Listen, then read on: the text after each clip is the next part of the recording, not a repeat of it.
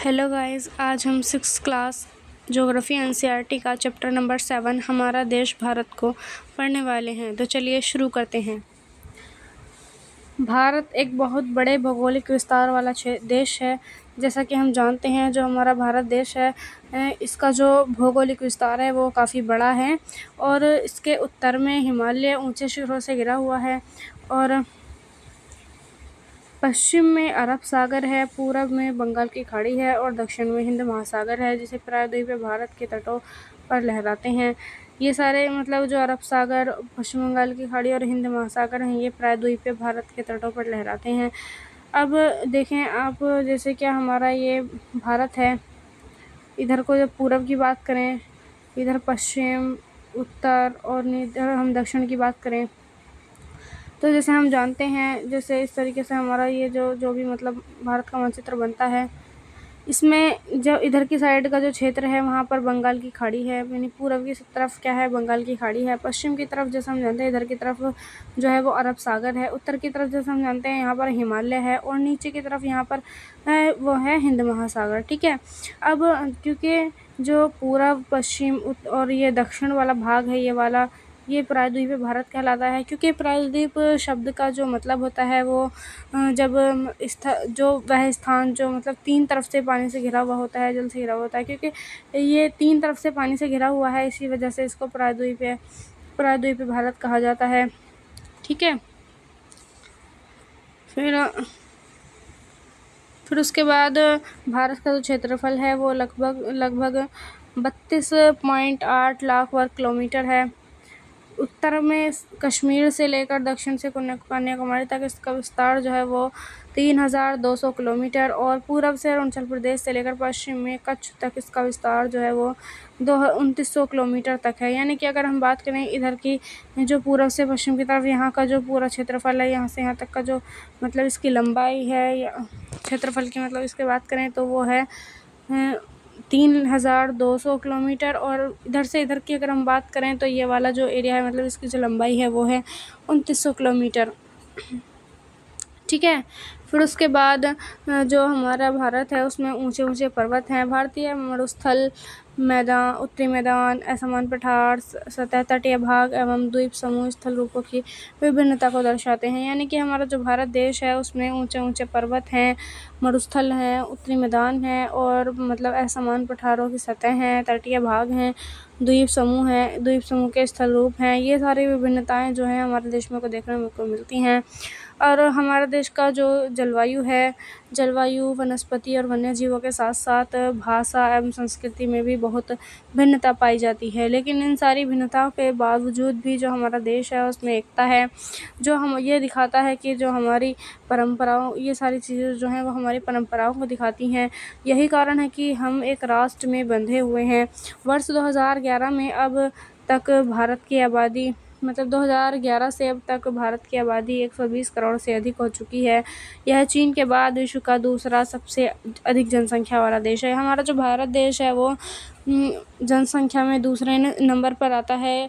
पहले नंबर पर जो है वो चीन है जनसंख्या के हिसाब से, और सबसे अधिक जनसंख्या वाला जो देश है वो चीन है। फिर दूसरा है हमारा भारत। ठीक है।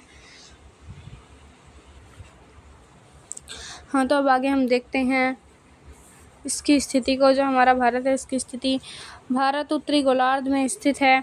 जैसा हमने देखा था, जो हमारी पृथ्वी है वो दो भागों में बटी है, दो गोलार्ध में, इधर का उत्तरी गोलार्ध और नीचे का दक्षिणी गोलार्ध, यानी विषुवत रेखा जो इनको बांट रही है।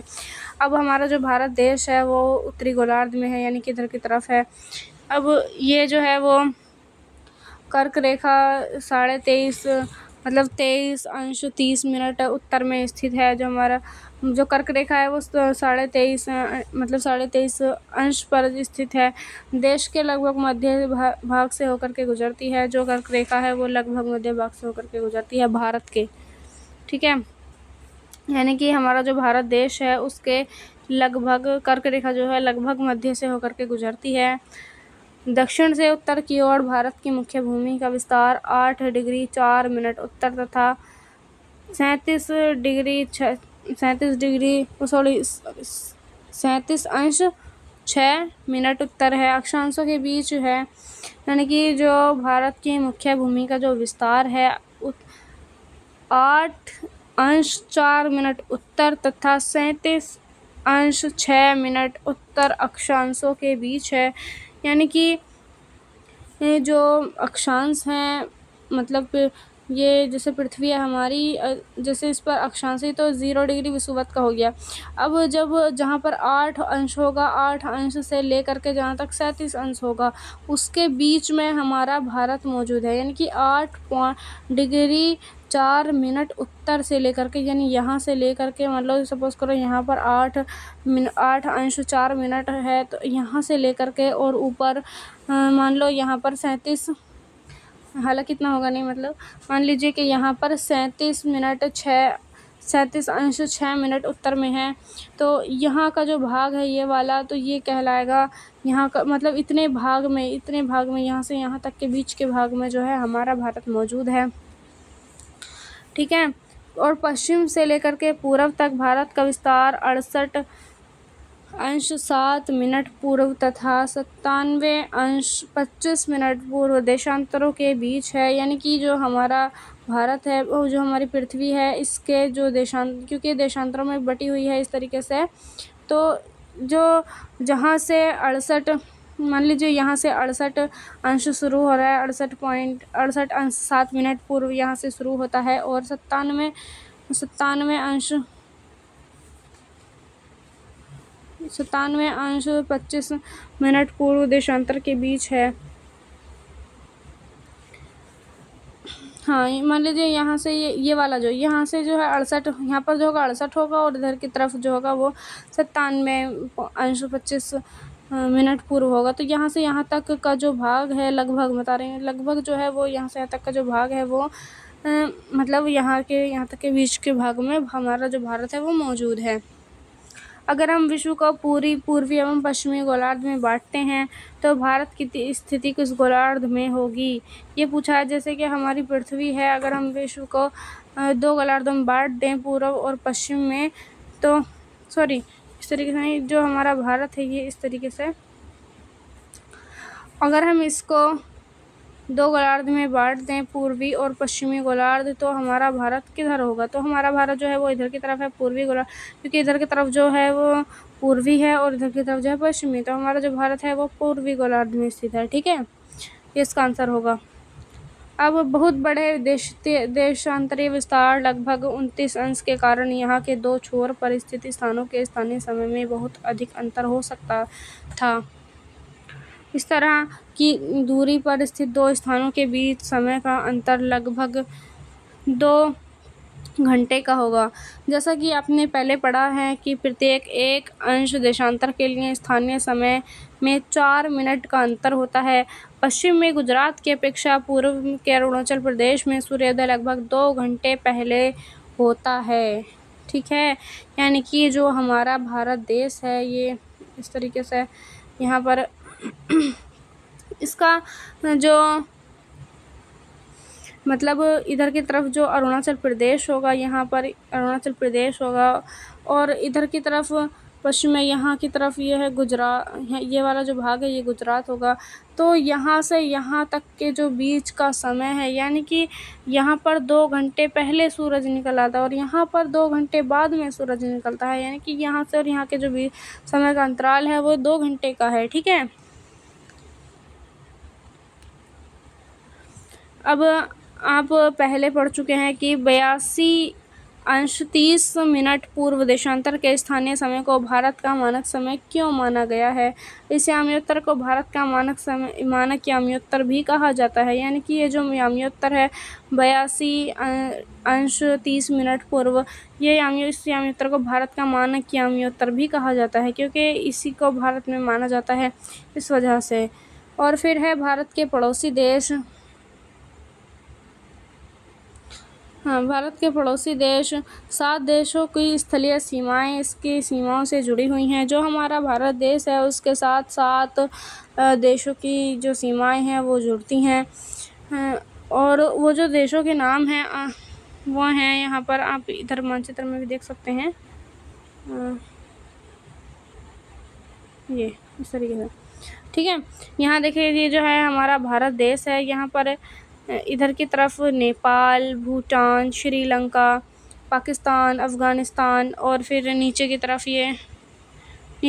है ये श्रीलंका, ठीक है। और इधर है चीन, म्यांमार, यहाँ पर है ये वाला चीन, और ये इधर की तरफ है ये म्यांमार। ये 7 देश जो हैं वो भारत की सीमा को साझा करते हैं। यानी कि अगर इधर से, क्योंकि नीचे की तरफ तो है सारा मतलब पानी है, देखें आप इधर, यहाँ जो है वो सारा पानी है। इधर की तरफ तो कोई देश सीमा साझा नहीं करेगा, बस ये श्रीलंका है जो भारत से अपनी सीमा साझा करता है। तो एक देश तो ये हो गया। फिर उसके बाद इधर की तरफ से देखें हम तो यहाँ पर ये बांग्लादेश सीमा साझा करता है, और इधर की तरफ ये म्यांमार है। फिर ऊपर ये चीन है, ये वाला जो हिस्सा है ये चीन का है, ये वाला इधर का ये। और फिर ये वाला जो हिस्सा है वो भूटान का है, ये इधर नेपाल का हिस्सा है जो सीमा साझा करता है। फिर थोड़ा सा इधर जाएंगे तो ये वाला इतना सा जो है ये यहाँ पर ये अफ़गानिस्तान जो है वो अपनी सीमा साझा करता है। और फिर इधर की तरफ ये वाला जो है ये पाकिस्तान भारत से अपनी सीमा साझा करता है। इस तरीके से 7 देश हैं, एक अफ़गानिस्तान, 2 ये, 3 4 5 6 7, ठीक है। ये जो हैं ये भारत से अपनी सीमा साझा करते हैं। हालांकि जो ये जो है श्रीलंका, मतलब ये तो ऐसे जल संधि से जुड़ा हुआ है, ठीक है। ये आप इस मानचित्र को भी देख सकते हैं इधर।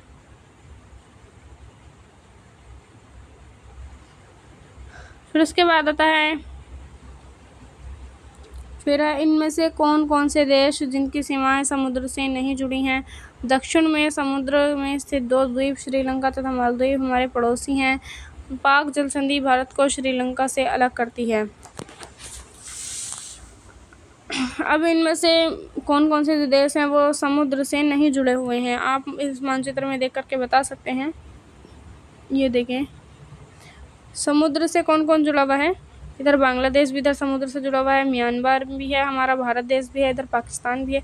तो कौन कौन नहीं है, एक है भूटान, नेपाल, चीन, अफ़गानिस्तान, ठीक है। ये जो है वो सीमा साझा यहाँ पर नहीं करते हैं, मतलब समुद्र से, ठीक है। फिर उसके बाद आता है भारत को राजनीतिक और प्रशासनिक विभाजन। जो भारत का विभाजन किया गया है, राजनीतिक और प्रशासनिक विभाजन को हम पढ़ते हैं।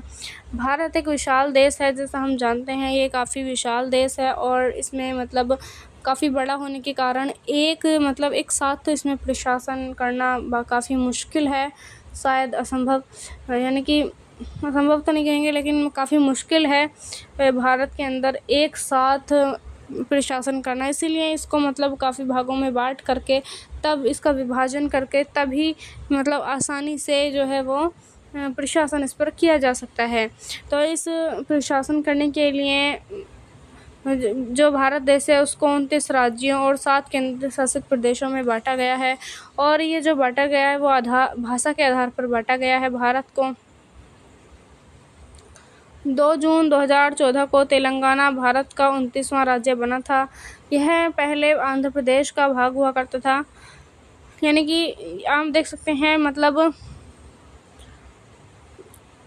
दिल्ली भारत की राजधानी है। राज्यों का निर्माण मुख्यतः भाषाओं के आधार पर हुआ है, यानी कि ये सारे जो राज्य हैं वो भाषाओं के आधार पर बने हैं। क्षेत्रफल की दृष्टि से सबसे बड़ा राज्य राजस्थान का, सबसे छोटा राज्य गोवा। राज्यों को जिलों में बांटा गया है। ये देखें मतलब पहले जो हुआ करते थे वो 28 राज्य हुआ करते थे, लेकिन 2014 में जो है वो तेलंगाना को भी एक राज्य बना लिया गया, जिस कारण से अब 29 राज्य और 7 केंद्र शासित प्रदेश हैं, ठीक है।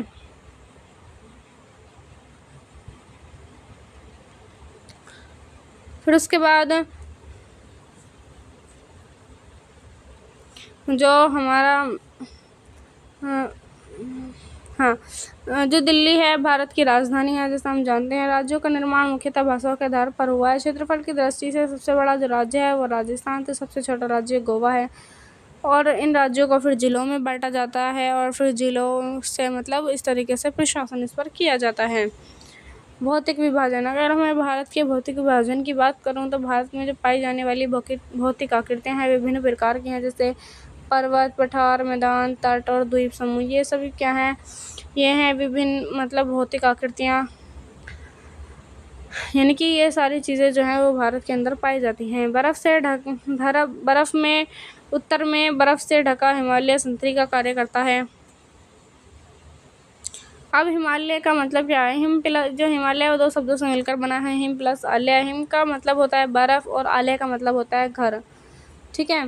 हिमालय पर्वत को 3 मुख्य समानांतर श्रृंखलाओं में बांटा जाता है। सबसे उत्तर में जो श्रृंखला है वो वृहत हिमालय है, फिर इसे हिमाद्री भी कहा जाता है। इसी श्रृंखला में विश्व की सबसे ऊंचा शिखर है, जो मतलब विश्व का सबसे ऊंचा शिखर माना जाता है वो है।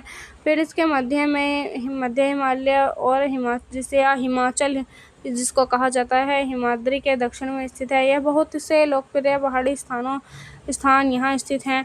5 पहाड़ी स्थानों के नाम आप मतलब बता सकते हैं। फिर आता है शिवालिक, जो सबसे दक्षिण में स्थित श्रृंखला है। ठीक है। हाँ, तो अब आप यहाँ फिर उसके बाद आता है हिमालय के दक्षिण में भारत का उत्तरी मैदान स्थित है। ये मैदान समतल तथा सपाट हैं। ये मैदान सिंधु, गंगा, ब्रह्मपुत्र और इनकी सहायक नदियों के द्वारा लाए गए जलोढ़ निक्षेपों से बने हैं। नदियों के ये मैदान कृषि के लिए उपजाऊ भूमि प्रदान करते हैं। यही कारण है कि इन मैदानों में जनसंख्या अधिक होती है। ठीक है। क्योंकि जो उत्तरी मैदान है भारत के, जब नदियाँ अपने साथ अवसाद लेके आएंगी तो फिर उससे मैदान बनेंगे, और मैदान के बनने से क्या होगी? उपजाऊ मतलब भूमि उपजाऊ होगी और कृषि करने योग्य होगी, कृषि भी अच्छी होगी वहाँ पर। जब वहाँ पर कृषि अच्छी होगी तो लोग ज़्यादा रहेंगे। इस वजह से जो है, जैसे उत्तर प्रदेश राज्य है, इसकी जनसंख्या सबसे अधिक है। उत्तर प्रदेश, बिहार, इनकी जनसंख्या काफ़ी है, लेकिन सबसे ज़्यादा जनसंख्या है वो उत्तर प्रदेश में है, क्योंकि काफ़ी उपजाऊ जो भूमि है वो यहीं पर पाई जाती है। अगर मैं इसको मैपिंग की बात करूं तो आप इस तरीके से यहाँ पर समझ सकते हैं ये कि यहाँ पर इस तरीके से यहाँ एक मिनट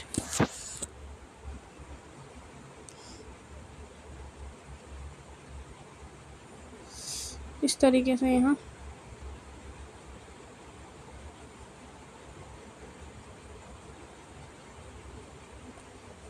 ठीक है, मतलब और भी नीचे को हो सकता है ये। हाँ, तो जैसे मतलब ये ठीक तरीके से नहीं बना हुआ है मानचित्र। तो जैसे ये हमारा भारत देश है, इसमें लगभग इतना जो एरिया है लगभग वो हिमालय का है। यहाँ से ऊपर का जो भाग है वो हिमालय का है, और फिर उसके बाद ये यहाँ का जो नीचे का भाग है मतलब वो है फिर जो उत्तरी भारत के मैदान है, यानी कि इतना जो एरिया है वो लगभग उत्तरी मैदान का है। यहाँ से इतना जो एरिया है वो हिमालय का है। फिर उसके बाद जो है वो इस मतलब इधर का जो एरिया है वो भारतीय मरुस्थल का है। फिर उसके बाद ये जो नीचे का जो एरिया बचता है ये प्रायद्वीपीय पठार का है। ठीक है, इस तरीके से इसको बांटा गया है।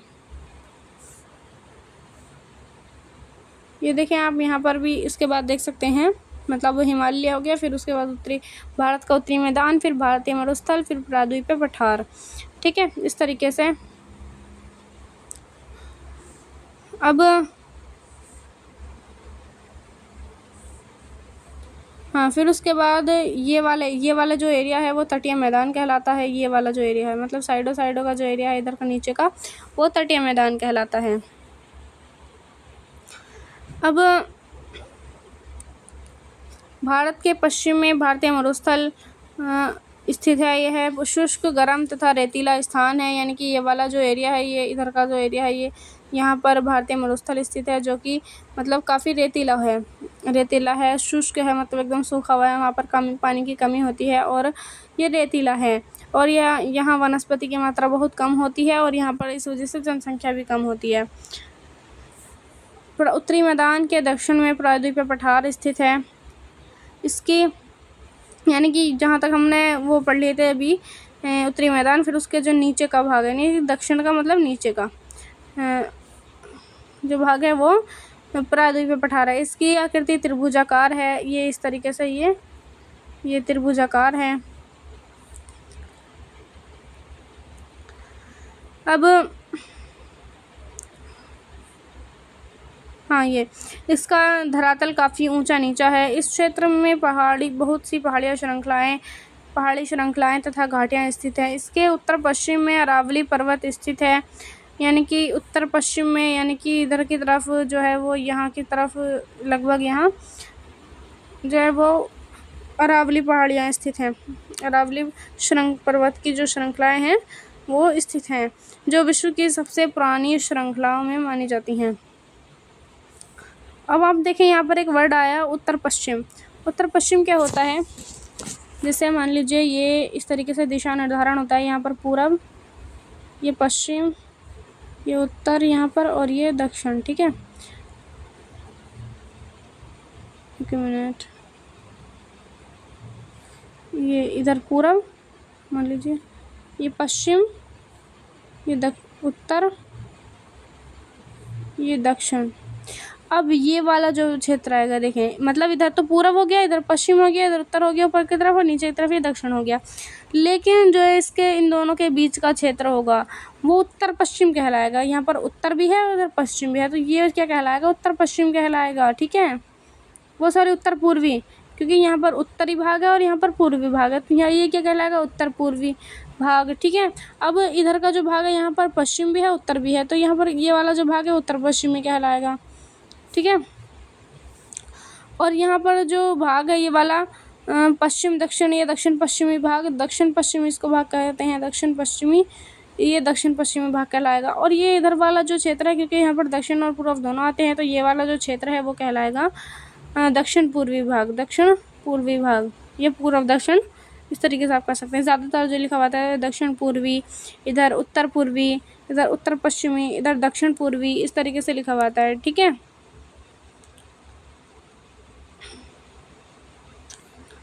अब जो विश्व की सबसे विंध्य एवं सतपुड़ा भी महत्वपूर्ण श्रृंखलाएं हैं। इन श्रृंखलाओं से होकर के नर्मदा तथा तापी नदियां बहती हैं। ये पश्चिम की तरफ बहने वाली नदियां हैं। ये जो हमारा भारत देश है, यहाँ पर ये नर्मदा और तापी नदियाँ इधर की तरफ ये वाली यहाँ पर लगभग यहाँ पर जो नर्मदा तापी नदियाँ बहती हैं, ये पश्चिम और यहीं पर है, मतलब विंध्य, इसी के आसपास का क्षेत्र यहाँ पर है विंध्य एवं सतपुड़ा पर्वत श्रृंखला। ठीक है, अब ये जो नदियां हैं वो पश्चिम की तरफ बहने वाली नदियां हैं जो अरब सागर में गिरती हैं। अब जो हमारा भारत देश है, जैसे हमने भी देखा था, इधर की तरफ बंगाल की खाड़ी है, इधर की तरफ जो है अरब सागर है, तो जो ये नदियां हैं वो इधर की तरफ ये इधर को बहती हैं, अरब सागर में आकर के गिर जाती हैं, ये यानी कि इधर की तरफ ये आकर के गिर जाती हैं। इस पठार के पश्चिम में पश्चिमी घाट या सह्याद्री तथा पूर्व में पूर्वी घाट स्थित है। ये जो पठार हैं, इस पठार के जो पश्चिम वाला भाग है उसमें पश्चिमी घाट या सह्याद्री एवं पूर्व में पूर्वी घाट स्थित है। जैसे कि मैंने अभी आपको बताया था, पूर्व में इधर इसके यहाँ पर तो पठार हैं, पठार के इधर को यानी कि पूर्व में क्या है, ये वाला हिस्सा जो है वो पूर्वी घाट है, और यहाँ पर जो ये वाला जो हिस्सा है वो पश्चिमी घाट है, या इसको सह्याद्री भी कहा जाता है। जो पश्चिमी घाट है इसको सह्याद्री भी कहा जाता है। जबकि पश्चिमी घाट का विस्तार एक समान रूप में है, जबकि पूर्वी घाट बीच बीच में से टूटा हुआ है। क्योंकि जो ज़्यादातर नदियां हैं, मतलब बहुत सारी नदियों की अधिकता के कारण ज़्यादातर जो नदियां हैं वो इधर को ऐसे करके बहती हैं, तो यहाँ से कटा सा है।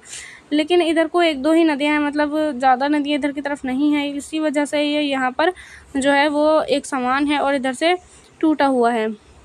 ठीक है, बीच बीच में टूटा हुआ है। इन पठारों में खनिजों जैसे कोयला एवं लौह अयस्क की प्रचुरता है। अब ये जो पठार हैं, मतलब यहाँ पर जो पठार हैं उनमें क्या है, खनिज बहुत अच्छी मात्रा में पाए जाते हैं, जैसे क्या कोयला और लौह अयस्क, ये जो है काफ़ी अच्छी मात्रा में यहाँ पर पाए जाते हैं। पश्चिमी घाट के पश्चिम में तथा पूर्वी घाट के पूर्व में तटीय मैदान स्थित है। यानी कि जैसे ये हमारा भारत देश है, यहाँ पर ये तो पर पूर्वी तट है, मतलब पूर्वी तट है, और ये है पश्चिमी तट। अब पश्चिमी तट के भी पश्चिम में, यानी कि और इधर की तरफ यहाँ पर ये मतलब यहाँ पर पश्चिम को क्या है मतलब, हाँ ये वाला जो है मतलब पूर्वी घाट के पूरब में, नहीं इधर की तरफ बिल्कुल, और पश्चिमी घाट के पश्चिम में इधर बिल्कुल तटीय मैदान, यानी कि जैसे हमारा भारत है बिल्कुल तट में, इसके जो तटीय मैदान स्थित है बिल्कुल तट में, यहाँ पर तटीय मैदान स्थित है यहाँ। ओके,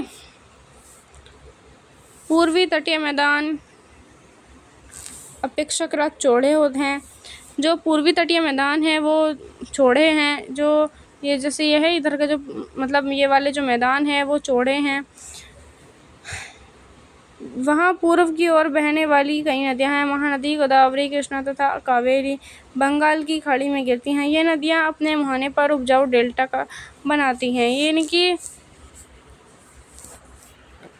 जो पूरब में बहने वाली जो नदियां हैं, महानदी है, गोदावरी है, कृष्णा तथा कावेरी है, पूरब में बहने वाली है मतलब कि इधर को गिरने वाली ये वाली जो नदियां हैं वो इधर की तरफ जो गिरती हैं, ये नदियां जो हैं वो बंगाल की खाड़ी में गिर जाती हैं। इधर बंगाल की खाड़ी है, ये इधर से आती हैं ये नदियाँ, और ये बंगाल की खाड़ी में इधर की तरफ गिर जाती हैं, और फिर बाद में ये नदियाँ अपने मुहाने पर उपजाऊ डेल्टा का निर्माण करती हैं। यानी कि जैसे नदियाँ इधर से मतलब यहाँ पर जो है छोटे छोटे मतलब पहाड़ वगैरह हैं, जो पर्वत होते हैं छोटे छोटे से, क्या बोलते हैं उन्हें,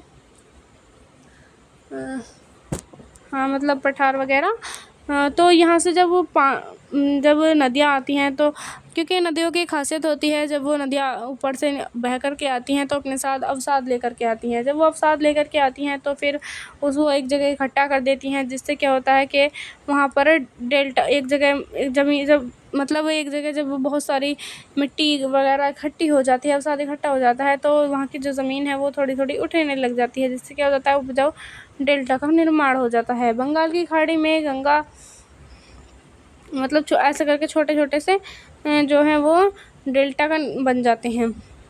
बंगाल की खाड़ी में गंगा एवं ब्रह्मपुत्र नदियों के मुहाने पर सुंदरवन डेल्टा स्थित है। अब जब ये ब्रह्मपुत्र नदी इधर से आती है, वो सॉरी गंगा, हाँ ये जो मतलब इधर से ऊपर की तरफ से ये इस तरीके से यहाँ पर गंगा नदी आती है, और ऊपर से जब इधर से ब्रह्मपुत्र नदी आती है, और फिर जब ये बंगाल यहाँ पर आकर के मिल जाती हैं एक साथ मिल करके तब ये अंदर जाती हैं, मतलब तब ये उसमें जाती हैं बंगाल की खाड़ी में। फिर उससे मतलब बंगाल की खाड़ी में गिरने से पहले यहाँ मिलने के बाद यहाँ पर क्या है, एक सुंदरबन डेल्टा का निर्माण करती हैं इसके मुहाने पर, जहाँ पर जिसका मतलब अंत होता है अरब सागर से, बंगाल की खाड़ी से पहले बांग्लादेश में। ये जो इसका मुहाना है, मुहाने का मतलब होता है अंत, नदी का अंत। तो यहाँ पर एक सुंदरबन डेल्टा का निर्माण करती हैं। सुंदरबन डेल्टा यहाँ पर स्थित है। ओके, फिर उसके बाद हाँ इसको देख लेते हैं पहले। पिरवाल जो होते हैं वो छोटे समुद्री जंतुओं के कंकाल होते हैं, जिसे पॉलिप कहा जाता है। जब जीवित पॉलिप मरते हैं तो उनका कंकाल बच जाता है और अन्य पॉलिपों में वृद्धि इन ठोस कंकालों के ऊपर होती है, जो बढ़ते बढ़ते काफ़ी ऊंची हो जाते हैं। इस प्रकार पिरवाल द्वीपों का निर्माण करते हैं। ये देख सकते हैं आप यहाँ पर, ये सब पिरवाल हैं।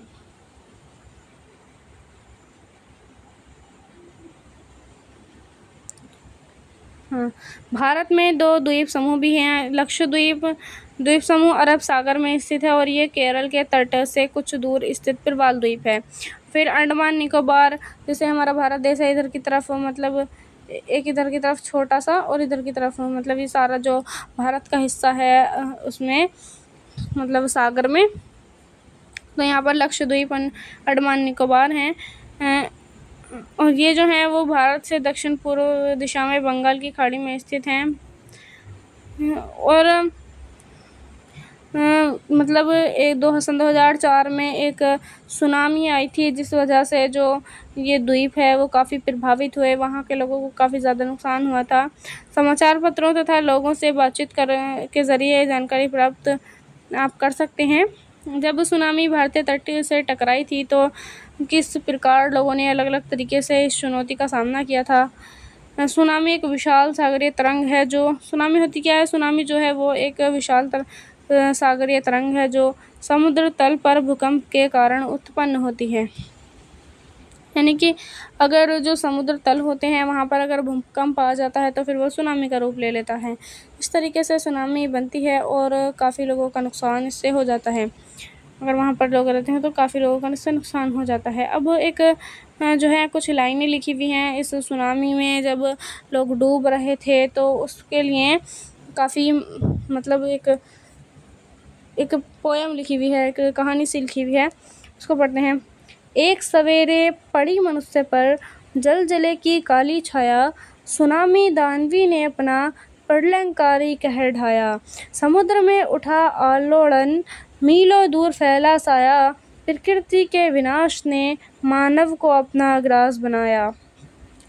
विनाश का था विकराल आकार, चारों ओर मचा हाहाकार, कोई नहीं बच पाया उससे, भागे बचाने अपने प्राण।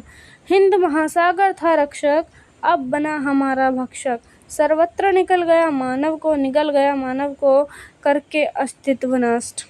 उठे हजारों हाथ प्रतिक्षण, सहायता में पीड़ितों के, यह दिखाने सागर को कि हम वो हैं जो कदापि नहीं डरते। रात थी काली फिर भी आशा की किरणें चमकेंगी, फिर जिंदगी करवट बदलेगी, हृदय में खुशियाँ दमकेंगी। तो ये थी इसकी पोयम, मतलब दिल की भी है। तो ये था आज का हमारा चैप्टर। तो आज के लिए इतना ही, मिलते हैं नेक्स्ट वीडियो में। Thank you.